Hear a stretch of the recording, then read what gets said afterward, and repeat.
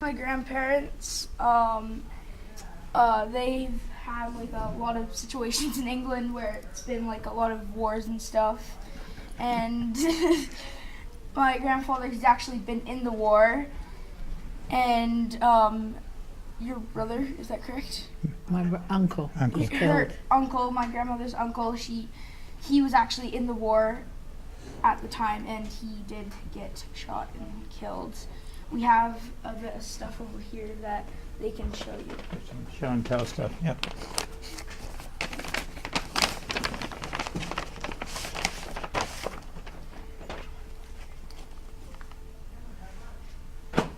Well, I think you've got to do it now. So what do you want us to do? Should we? You can show the stuff.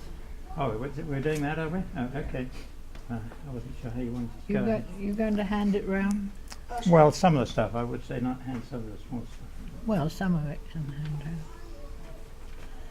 So this. Okay, okay, yeah, I'll do my, if I start, because really the stuff the bits and pieces I brought apply to three wars where Canada's been involved. Okay, the First World War, 1914 to 1918, and Margaret's uncle was killed at the Battle of the Somme in 1916, which was just 100 years ago, and we have one or two things that apply to him. Where is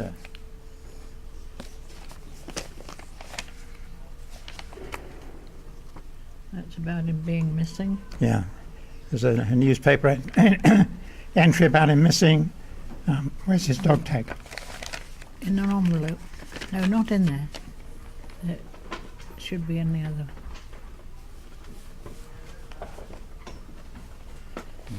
Okay, here we go. Would you be just kind enough to do us a favor, if that's okay? We're just going to record, and just so we remember later, your full names. Would that be all right? Yeah, Yeah. sure. And I'll just put this here. Thank you. Okay, I was talking about. Oh, I'm sorry to interrupt. Yeah. Just your name, please. And your Okay, last name. okay, let me write this. Sorry, just so we Yeah, we know yeah, you. okay. John Abrahams. Margaret Abrahams. And where were you both born, if you don't mind me asking? I was born in Bedford, England, 1931. I was born in Sussex, England, on the English Channel coast. Okay. So First World War was before our time, but Margaret's uncle, as I say, was killed at the Battle of the Somme just 100 years ago, and all that they found of him was just his name tag, and that was it. We assume it was turned up by some farmer in a field ploughing after the war was over. At the time he was declared missing, and they couldn't find any trace of him, and he was killed with 50 other men at the same time. And we have here the letter that the officer from his regiment wrote to his mother saying how he was killed. And can you imagine being just a young officer having to write letters like that all the time to people who were killed? And that was from the First World That's War? the First World War, yeah, 1916. The kids were wondering about the First World War. Are you able to describe why it started in a way that they might understand? Yeah, that's a tough one because it really shouldn't have started. But well, the First World War was primarily Germany in the centre of Europe, wanting to extend its influence over more of Europe. But it was also complicated in that Russia was just about to go through a revolution, and so Russia was heavily involved in the first 2 years of the Second World War, the First World War. Germany invaded Western Europe, Belgium, France. The British went to the aid of the French, which they were committed to do, and it was what was called a static war. For 3 years, the enemies, the Germans on one side, the French, Canadians, British, and some others on the other side, were just in trenches, facing each other, maybe 200 or 300 meters apart. And it was like that for 3 years. And of course, they were awful living conditions. Does that give a little bit of an idea? The Americans came in very late. They came in 1917 when the war was pretty well over, effectively. That's the First World War. I had 6 uncles who served in the British Army in the First World War.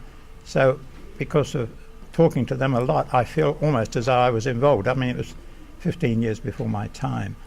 But not one of the 6 uncles was actually injured even. which was quite amazing.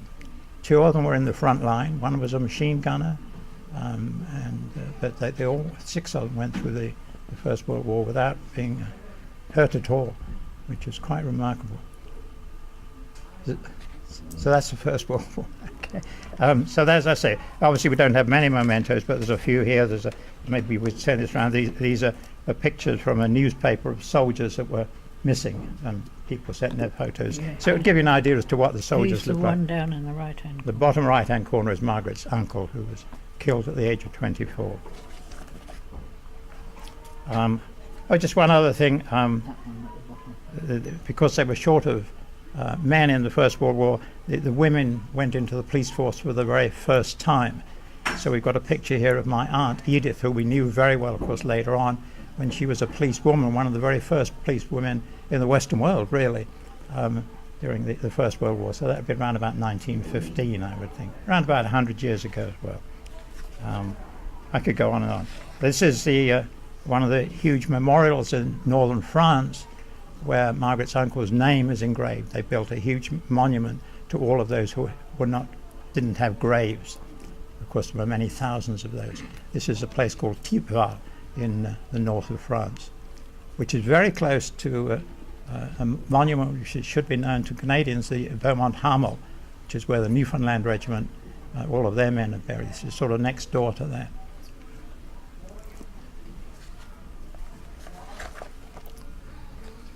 That probably is enough on that one. Is that?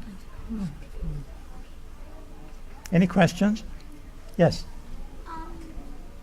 Mrs. Abraham, how did your uncle die? Did he die of a bomb, or did he die of gas? Or Oh, well, 50 men were sent out with barbed wire to string it across no man's land and stop the Germans coming. Unfortunately, the Germans were already there with their guns, so they just blew them all up. 50 men, all just blown up. It would Never got found. It would be a shell from a large gun, Yeah. and those large shells, they just totally obliterate people. If you're out in the open, they've got no protection, and so it would be a large shell that exploded over the top of them.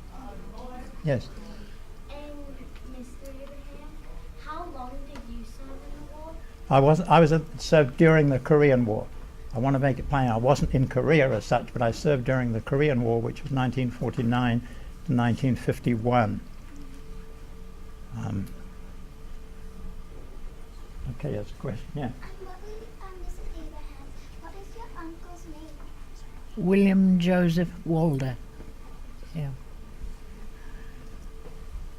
He was my father's brother. Yeah. Mm. Yeah, Did you have any family members that served in the Second World War? yeah, we're just about coming to talk to them. Yes. Well, I'll answer that question in a minute. Yes. How old was your brother when he died? Uncle. It's How our old? uncle. Yes, my father's brother, older brother. 24 is the answer, wasn't it? 24. When you died, yeah. Yeah. Oh, I'm sorry to hear that he died. What was that? I didn't catch it. I'm sorry to hear that he passed away. Oh, yes. Well, he was one of many at that time, There was literally millions on both sides.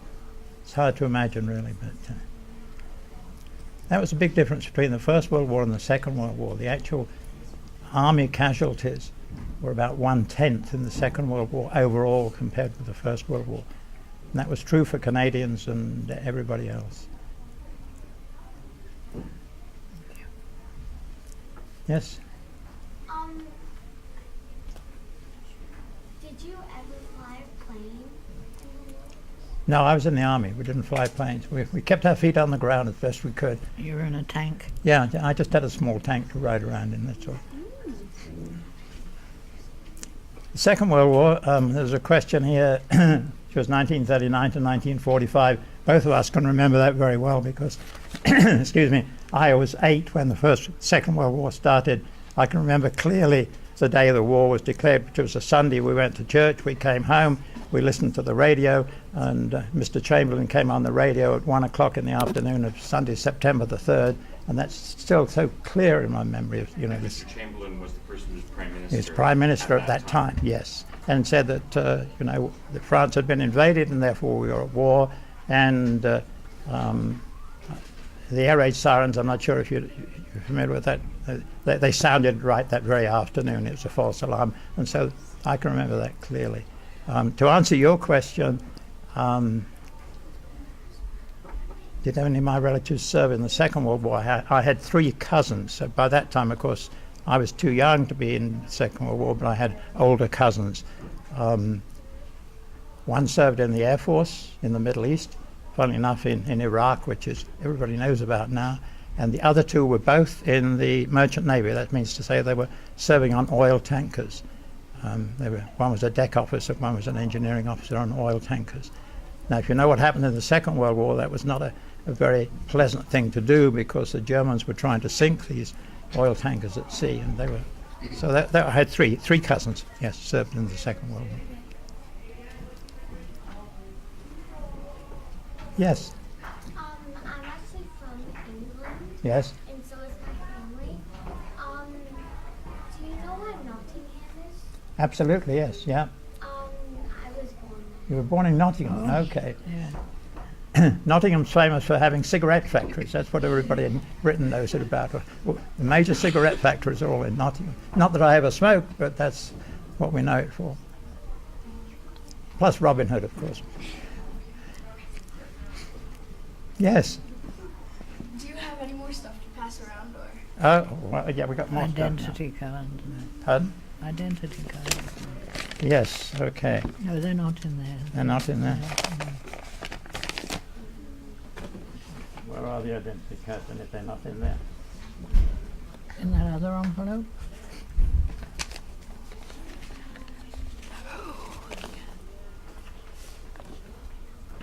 Not there in there. Nope. No? Oh, there should be. Oh, Oh, wait a you've got them there. minute. Yaha.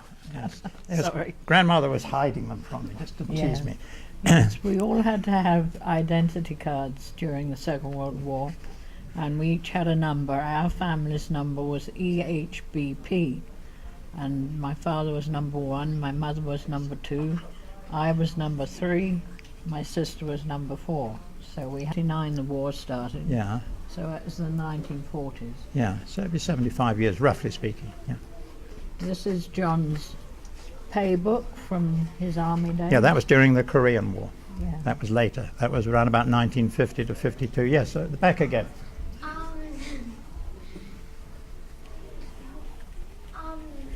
Were you alive when the Hitler War was on? Oh Yeah, yeah. that's what we're talking about. Yeah. The Second World War was, yeah, if you like, it was when Hitler was in charge of Germany.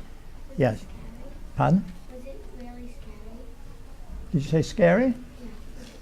Well, Well, if yes, I mean, we could go. You're on a subject we could talk about for ages. Yeah, where you came from is about 200 miles north of London. It's a bigger city. Where I lived is about 50 miles north of London. So we didn't get much of the bombing from aeroplanes that London had. But what happened with us was, because we were right in the middle of England, that the German bombers would fly over where we were. So many, many nights we would be woken up because the German bombers were flying overhead, and they had a distinctive noise. You could tell it was them. So it was scary from that point of view, because you never knew what was going to happen. You know, one of them could have accidentally dropped a bomb, and some of them did sometimes. So, yeah, it was the air war part of it, the bombing, which was the scary part. I suppose I should explain that the government issued homes with bomb shelters, and it sounds funny now, but what the bomb shelter that we had was called a Morrison shelter. It was about the size of a dining table. It was heavy steel, and we had it in the middle of our living room. And if you can imagine a dining table, 4 people could just cram themselves inside it. My brother and I, because I was 10, he was 6, we could sleep in it, and we did many nights, so that we didn't have to get woken up when the sirens went off. the parents could just cram in, and that was the protection that we had. So if the house had been hit and fallen down, as they did, of course, we'd at least been in this little steel on top and wire mesh sides. I remember that was it. Yeah, my sister and I slept in ours. Yeah. You slept in there. So Now, I lived in Eastbourne, Sussex, which was on the south coast, and it was right by Pevensey Bay where Hitler was planning to come across and invade England. So we had a lot of bombing. Wreath layers, my MCs, and flag bearers, as well as my Flanders field reader, down to the gym right now. Classes will be starting to be called down in approximately 5 to 10 minutes time. Thank you. Anyway, we had a lot of bombing on Eastbourne. They used to come over Beachy Head and drop them all. But fortunately, we lived under the hill, so they'd gone over before they dropped their bombs. But the other end of town by Pevensey was really blown to pieces, the gasworks, the railway station. So we were evacuated in September 1940. They took all the mothers and the children, and one night when it was dark they took us down to a train at the station. We all got in with our mothers, and we had beds in the train, so we went to sleep in the train, and it took off. We didn't know where we were going, had no idea. So halfway through the night we stopped at a station and it said Reading. Now Reading is a town in Berkshire, so we knew we were going down to the West Country. And in the morning we stopped in Newent, near Gloucestershire, and we went to the village hall, all of us, and people came and picked us out and took us to their homes. So we went to a lady and her daughter who were in the Women's Voluntary Service, had a very nice house, and we were there for several months, and they used to run off whenever a plane crashed. They'd go and see if there were any people that needed help or attention, and that's where I first went to school, because I was 5. So I had to go to the village school, and I had to go out in the morning in the dark and pick up a bus. My mother walked me there, and then on the way home we came through the farm. But it was a nice little village school. It's still there. We went there the other year, and the school's still standing. That's my first school. So I'm curious, and in our class, in our school right now, from time to time we'll have things like fire drills to get ready in case there's ever a fire. Did you have any special things that you did at your school to prepare for a bomb Well, I being dropped wasn't. or I anything? wasn't at school when it started, so I don't remember anything down in Gloucester, because they didn't have lots of bombs there. They didn't bomb down that way. So they didn't have like an air raid drill or Not that I remember. I mean, I don't remember everything, but I can't remember any drill. Now, if we'd been back in Eastbourne, we would have done. But then most of the school children in Eastbourne were taken north of London, and they were there all the war.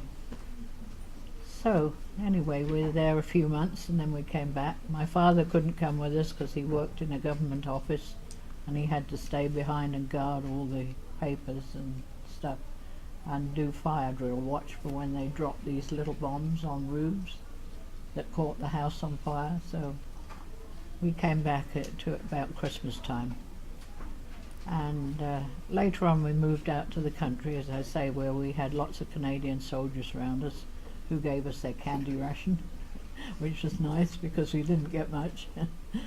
And we went to school in a house out in the country. But then we came back to Eastbourne. yes. How did Hitler die? Is my question. Oh, Hitler died. yeah. That's an easy one to answer. The capital city of Germany is and was then Berlin. Hitler had a bunker which was a big protected place deep underground, and the Russians were capturing Berlin. The Russian army was overrunning Berlin, and he actually died by committing suicide, taking a pill and killing himself in this bunker deep underground.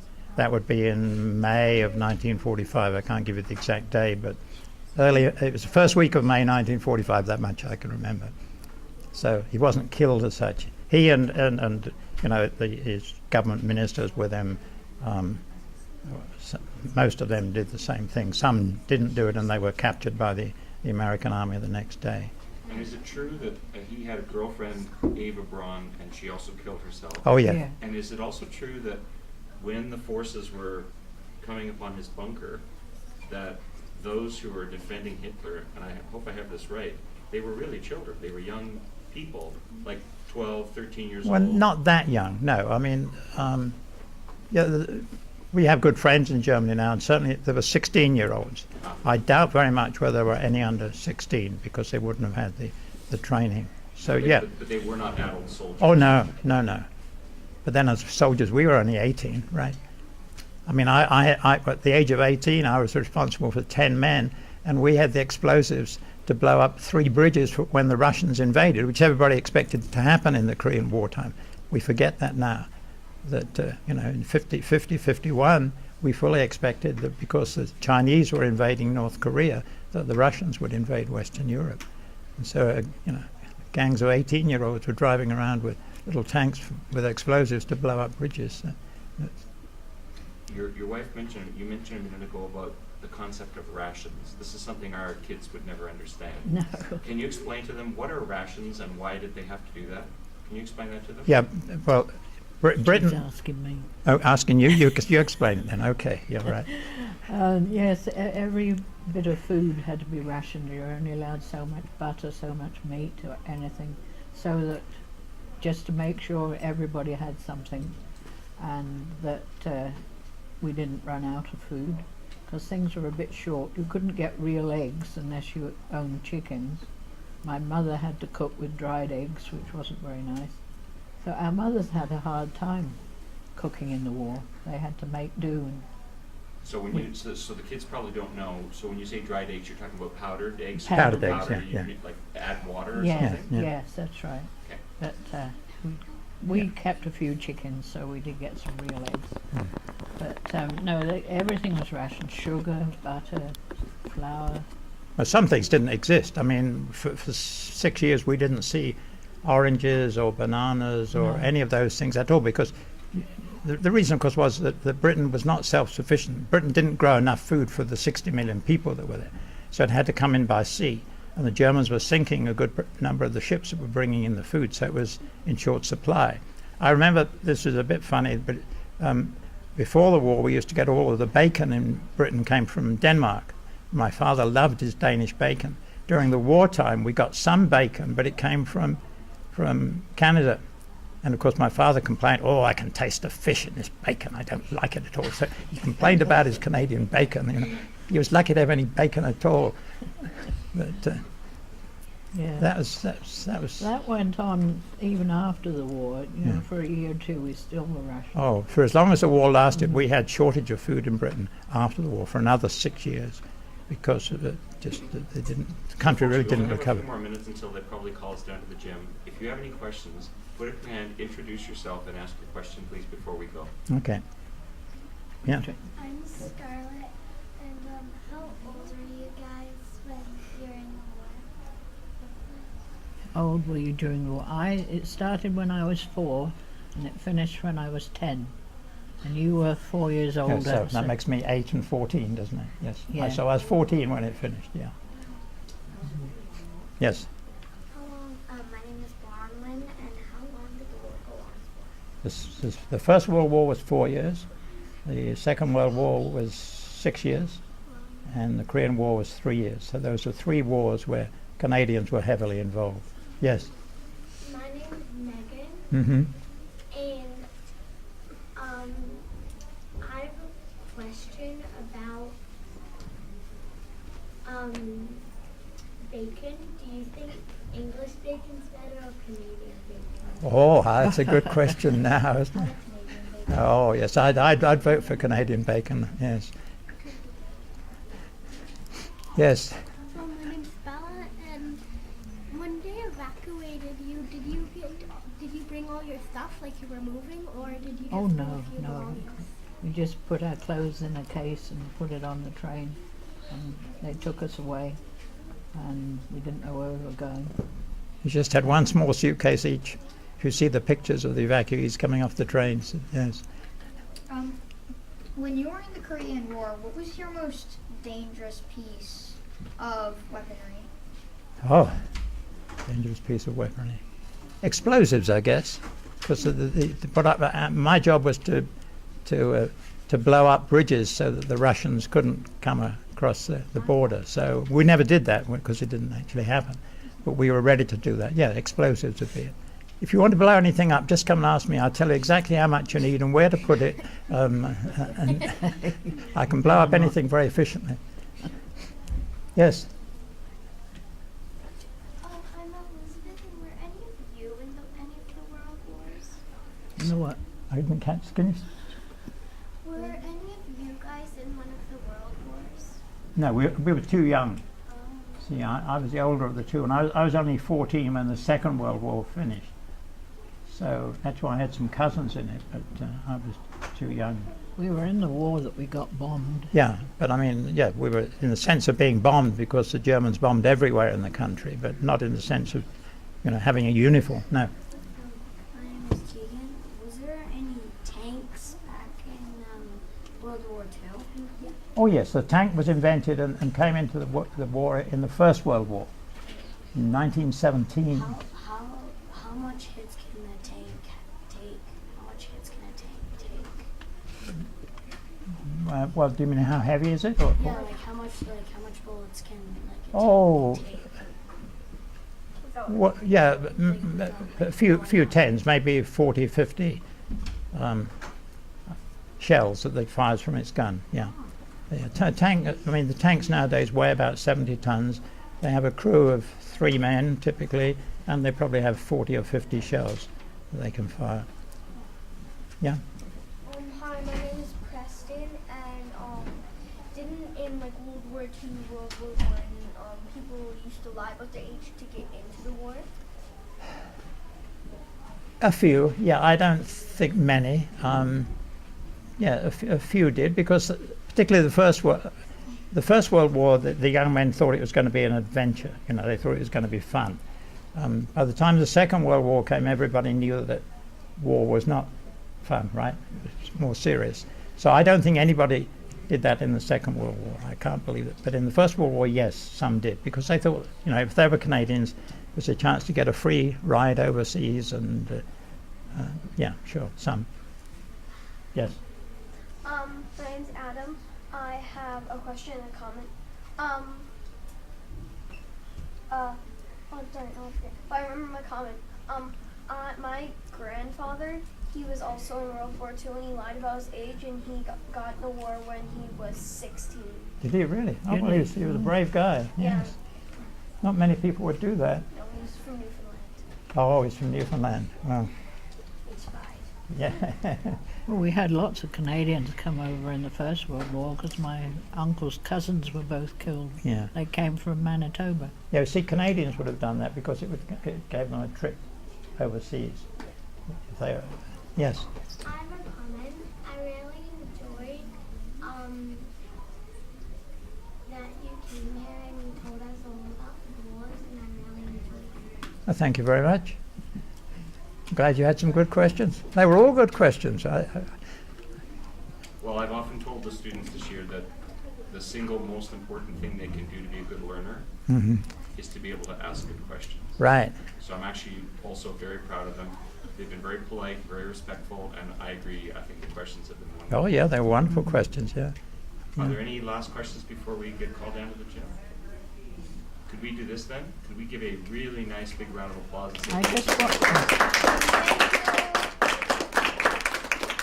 just wanted to mention this. This is a little Gospel of John, and the king sent it to all the soldiers because the king was very involved. He was a good man. That was in 1939 we're talking about. Yeah. Yes, he sent that to all the soldiers, to all the men and that.